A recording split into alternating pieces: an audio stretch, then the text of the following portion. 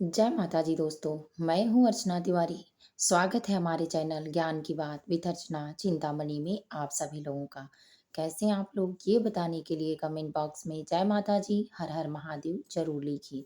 दोस्तों, आज की वीडियो में हम अनेक सवालों का जवाब देंगे और अनेक प्रश्नों का उत्तर आप जानने के लिए हमारे साथ इन तक वीडियो में जुड़े रहिए। इससे पहले अगर आप हमारे चैनल पर नए हैं, पहली बार हमारी वीडियो देख रहे हैं, तो कृपया करके हमारे चैनल को सब्सक्राइब कर लें ताकि मेरे हर वीडियो का नया नोटिफिकेशन आपको पहले प्राप्त हो जाए। दोस्तों, अगर मेरी वीडियो आपको पसंद आती है तो लाइक जरूर कर लें, क्योंकि आपके एक लाइक और एक सब्सक्राइब से हम भी मोटिवेट होते हैं, हमारी भी हिम्मत और ताकत बढ़ती है। हमारी मेहनत को भी मोटिवेट करने के लिए आप जरूर ऐसा कर सकते हैं। तो दोस्तों, चलिए जानते हैं। वैसे थंबनेल पर आपने देखा होगा कि चंद्र ग्रहण यानी ग्रहण का साया कब से कब तक है, पूर्णिमा के व्रत का महत्व क्या है, विधि क्या है, पूर्णिमा की तिथि कब से कब लग रही है, इस तिथि की शुरुआत में क्या होली 13 को मनाया जाएगा या 14 को मनाया जाएगा, पूर्णिमा की तिथि पर स्नान दान का शुभ मुहूर्त क्या है, पूर्णिमा का व्रत क्यों रहा जाता है, यानी पूर्णिमा से संबंधित निसंकोच अनेक प्रश्नों का उत्तर, समस्त प्रश्नों का उत्तर। तो दोस्तों, चलिए जानते हैं, बिना देर किए शुरू करते हैं। सबसे पहले, पूर्णिमा का व्रत क्यों मनाया जाता है। एक दीदी का प्रश्न था, यानी बहन का, कि पूर्णिमा का व्रत क्यों मनाया जाता है और पूर्णिमा का व्रत रखने से औरतों को क्या होता है। तो दोस्तों, सबसे पहले इसी प्रश्नों का उत्तर जानते हैं कि पूर्णिमा का व्रत भगवान विष्णु और माता लक्ष्मी को समर्पित है।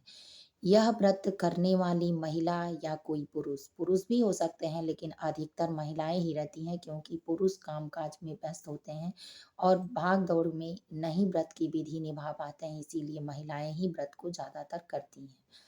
पूर्णिमा का व्रत भगवान विष्णु माता लक्ष्मी को समर्पित है, ऐसा आपने सुना है।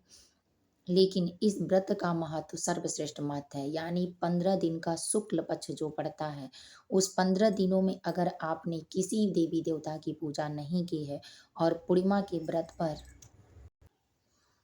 दोस्तों, तो जब कोई महिला इस व्रत को करती है तो उसका फल बढ़ जाता है, यानी पुण्य फल जो होता है वो बढ़ जाता है। अब चलिए जानते हैं कि इस व्रत को करने से क्या क्या लाभ होता है। तो सर्वप्रथम ऐसे विशेष 5 लाभ हैं कि जो आप सुनकर भी हैरान हो जाएंगे। पहला, जिस महिला को पुत्र रत्न की प्राप्ति नहीं होती है, अनेक पुत्रियां ही होती जाती हैं बार बार। अगर कुल का कोई दोष होता है, जैसे पितृ दोष हो, ग्रह नक्षत्र का दोष हो, वास्तु का दोष हो, उस घर में अगर पुत्र रत्न की प्राप्ति नहीं होती है तो उस महिला को पूर्णिमा का व्रत रहना चाहिए। पूर्णिमा के व्रत के रहने के प्रभाव से माता लक्ष्मी भगवान विष्णु की कृपा प्राप्त होती है। उसके घर की पूजा पाठ उस दिन के करने के वजह से वास्तु दोष दूर होते हैं, जिसके वजह से पुत्र रत्न की प्राप्ति होती है। दूसरा, अगर कोई महिला अपने पति को और बच्चों को यानी बेटों को आगे बढ़ाना चाहती है, उन्नति के मार्ग पर लाना चाहती है, अनेक दोषों से रक्षा करना चाहती है, तो पूर्णिमा का व्रत उनको रहना चाहिए। तीसरा, जिस माँ का बेटा गूंगा हो, बहरा हो, अंधा हो, लंगड़ा हो, किसी दोष की वजह से, पहले तो उनको पुत्र रत्न की प्राप्ति हो ही नहीं सकती थी, लेकिन किसी अच्छे कर्म के कारण अगर हो गई है तो इस प्रकार से कुछ कमियां हैं, तो इस कमियों को दूर करने के लिए महिला को अपने पुत्र की उन्नति के लिए, अच्छा होने के लिए इस व्रत को करना चाहिए। चौथा, पूर्णिमा का व्रत करने से लंबी सुहाग की लंबी आयु होती है, महिला सौभाग्यशाली होती है, सौभाग्यशाली मृत्यु को प्राप्त होती है, श्री हरि के चरणों में उसको स्थान मिलता है, पृथ्वी के समस्त पाप जो होते हैं कट जाते हैं, जन्म जन्मांतर के पाप कट जाते हैं और उस घर का जो पितृ दोष होता है, यानी उस महिला के पूजा पाठ करने की वजह से पितृ दोष भी कटने लगता है।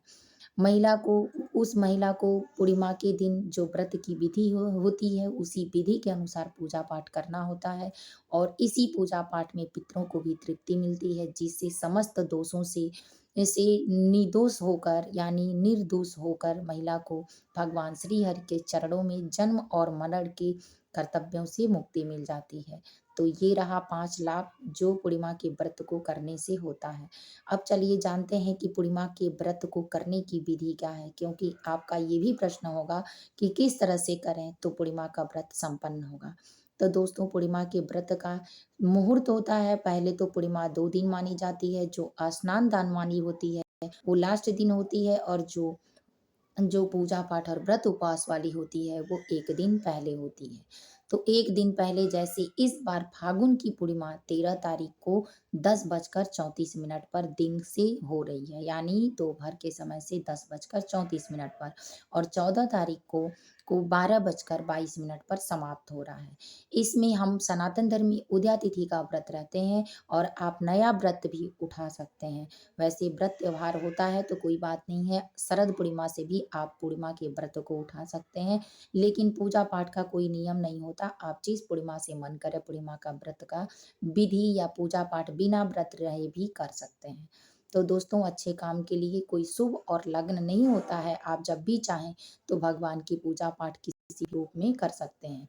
तो चलिए जानते हैं, 14 तारीख को होली भी इस बार पड़ रहा है और चंद्र ग्रहण भी पड़ रहा है। चंद्र ग्रहण का सूतक लगेगा, नहीं लगेगा, चंद्र ग्रहण क्या लग रहा है, नहीं लग रहा है, इसकी सत्यता जानने के लिए दोस्तों आप हमारे साथ हमारे वीडियो में इन तक बने रहें, जिससे समस्त चीज़ों की जानकारी आपको प्राप्त हो सके। तो पूर्णिमा का व्रत 13 को ही 10:34 पर दोपहर के समय से शुरू हो रहा है, और ये 14 तारीख को दोपहर 12:22 पर समाप्त हो रहा है। ऐसे में आप पूर्णिमा का जो व्रत है उस व्रत की विधि को करने के लिए 13 को कर सकते हैं, लेकिन इस बार बड़ी पूर्णिमा को अगर करें तो होली को भी कर सकते हैं, लेकिन 13 को ही ज़्यादा मान्य होगा व्रत उपवास वाला, और 14 को होली का त्योहार मनाया जाएगा। दोस्तों, पूर्णिमा के व्रत पर श्री सत्यनारायण भगवान की कथा कहने का, कथा सुनने का बेहद महत्व माना जाता है। इस कथा के माध्यम से अगर आप ठीक ठाक हैं तो किसी पंडित को बुला कर कराएं, दान दक्षिणा के साथ उन्हें विदा करें, भोजन करवाएं। अगर नहीं तो आप अपनी भी श्री सत्यनारायण भगवान की कथा का पुस्तक ले आएं, और पूर्णिमा के व्रत के दिन आप दोपहर के समय यानी अपराह्न 4 बजे या 3 बजे 12 बजे के बाद से आप इसकी तैयारी कर लें। तैयारी करके आप चौक बनाएं, केले का पत्ता, आम का पत्ता, अशोक का पत्ता, इसमें से कोई भी मिल जाए तो आप, अगर तीनों मिल जाए तो अहो सौभाग्य है, नहीं मिले तो कोई भी मिले।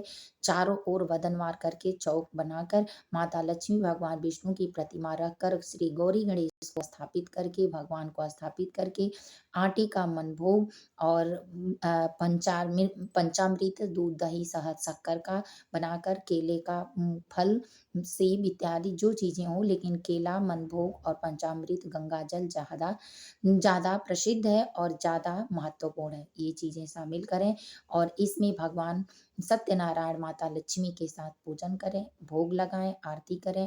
अगर आप व्रत रहना चाहती हैं तो व्रत रहकर निराजल भी व्रत कितने लोग रहते हैं और शाम को अर्घ देने के बाद व्रत का पारण करते हैं, यानी व्रत खोलते हैं। लेकिन अगर आप नहीं रह सकती हैं, किसी कारणवश कमजोरी हो, बच्चे छोटे हों, इन समस्त विधियों को निभाने के बाद आप सुबह से फलाहारी अगर रखती हैं तो भी चंद्रोदय का आपको अर्घ देना जरूरी है। अगर आप निराजल रखती हैं तो भी चंद्रदेव का पूजन करना बेहद जरूरी है। तो चलिए दोस्तों, नियम जानते हैं कि आप पूजन कैसे करेंगे। वैसे हर बार 4 मुहूर्त होता है, कभी कभी अलग भी होता है, जैसे आपको कहीं जाना है, कहीं कोई काम करना है, तो इसके हिसाब से आप मुहूर्त देख सकती हैं। लेकिन आपको इस बार का मुहूर्त जानना ज़रूरी है। तो दोस्तों, इस बार का शुभ मुहूर्त पड़ रहा है चर मुहूर्त। सुबह सामान्य मुहूर्त जो है 6:32 से 8:02 तक। दूसरा मुहूर्त है लाभ मुहूर्त, जिसमें उन्नति होगा पूजा करने पर। तो आप 8:02 से 9:31 तक कर सकते हैं। अमृत मुहूर्त है यानी सर्वोत्तम मुहूर्त, जिसमें आपको अक्षय फल की प्राप्ति होने वाली है। इस मुहूर्त में अगर आप भगवान विष्णु, माता लक्ष्मी की पूजा करते हैं तो 9:31 से 11:01 तक है।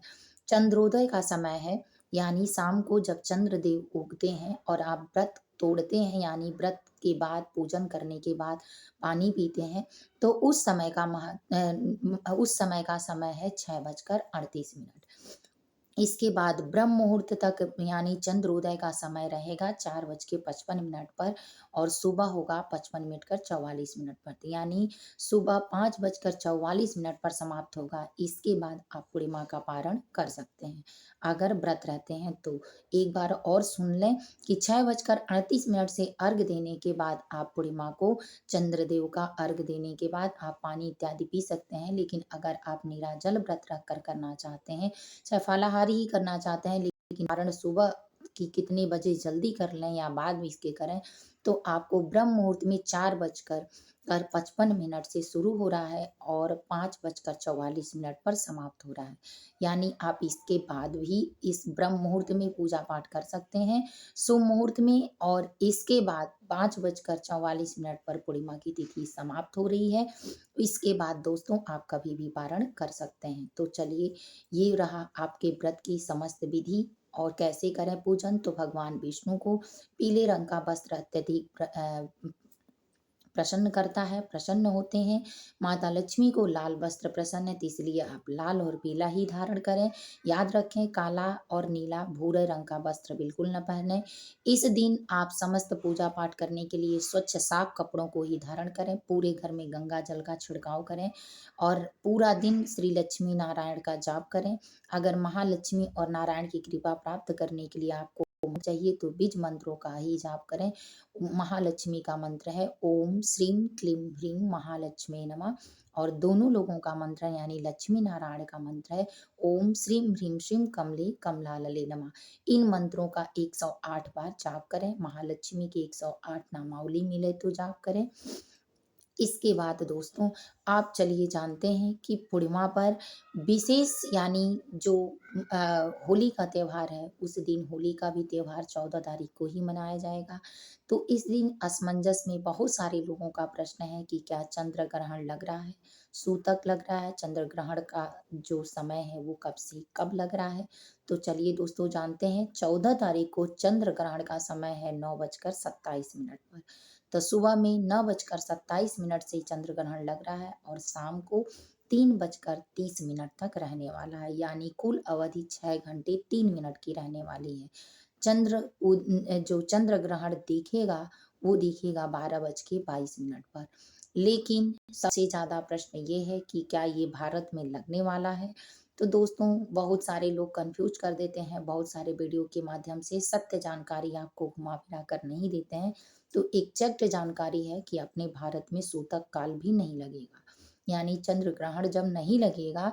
चंद्र ग्रहण का सूतक काल 9 घंटे पहले लगता है, लेकिन चंद्र ग्रहण जब नहीं लगेगा तो सूतक काल भी नहीं लगेगा। ये ग्रहण ऑस्ट्रेलिया, उत्तरी भारत, उत्तरी दक्षिणी अमेरिका, ऑस्ट्रेलिया, यूरोप और अटलांटिक महासागर में लग रहा है। तो इसलिए अपने वहाँ कोई सूतक और ग्रहण नहीं है, इसीलिए हर्षोल्लास के साथ आप होली का त्योहार मना सकते हैं, मनाइए। भगवान आपकी खुशियों में रंग बिखेर दें, आपकी खुशियाँ रंगों के ही माध्यम से हमेशा सजी रहें, उन्नति के मार्ग पर चलती रहें। इसमें गलतियाँ करने से बिल्कुल न भूलें। ऐसी गलतियाँ कि जिसमें मांस मदिरा का सेवन करना हो, लड़ाई झगड़े कलह क्लेश हो, शुद्धि अपने घर में बनाए रखें। माता लक्ष्मी भगवान विष्णु की कृपा प्राप्त करने के लिए पूजा पाठ दान पुण्य भी जरूर करें।